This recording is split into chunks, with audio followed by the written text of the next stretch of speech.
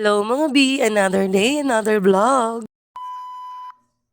Bali papunta nga kami dito ng San Mateo. Mas mabilis nga kasi ang daan dito papuntang Montalban. Papunta nga kasi kami ng Tres Marinas Resort. Parang inaantok pa nga si Kuya Nathaniel dyan.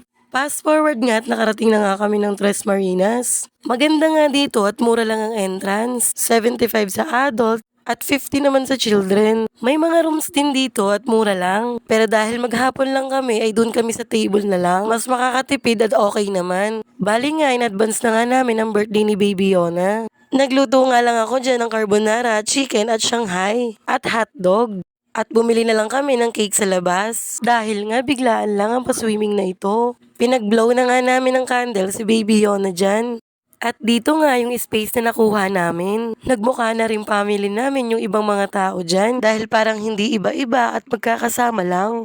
Dito nga ay maganda ang tama ng araw at tamang-tama ay magsiswimming na nga si Baby Yona. At 2 to 3 feet nga yan para sa mga baby. At ganito nga kalawak ang para sa mga bata. Bali sumabay na nga si Kuya Nathaniel dyan. At ang bata ngang ito ay ayaw na magpahawak. Akala mo talaga ay kayang-kaya na niya.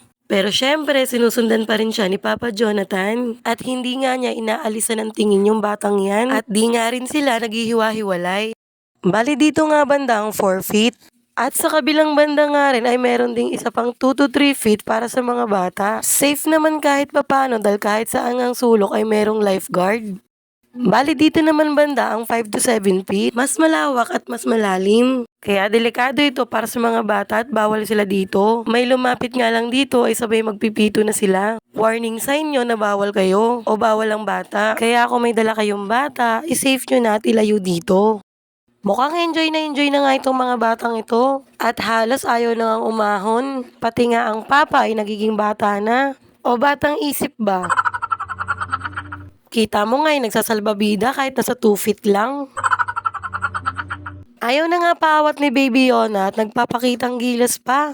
At eto namang dalawang ito ay nagsasalitan sa paggamit nga ng salbabida nila. Binilinan ko nga si Kuya Leo na wag niyang iiwan si Kuya Nathaniel. Kasi nga ay nagdadagdag na ng tubig dyan sa 4 feet. At mamaya-maya lang ay papaalisin ang mga batang maliliit dyan. At dito nga ay inaantok na nga si Baby Yona. Nasasarapan kasi siya sa alon ng tubig. Nakaka-enjoy nga rin na pabalik-balik dito sa may padulasan. At natsyempohan ko nga si Kuya Leo na mag-i-slide. At nagbibida-bida na naman nga itong si Kuya Nathaniel. May patalon-talon pa nga. At gumaya na nga ang Baby Yona. Naging masaya naman ang biglaang pa-swimming na ito para sa birthday ni Baby Yona. Maging simple man ang handa o hindi magarbo, ang importante ay kompleto kaming sama-sama para sa birthday niya. Healthy at malayo sa sakit ang buong pamilya. Happy birthday Baby Yona, mahal na mahal ka namin. Yay! So paano? Hanggang dito na lang. Bye mga B!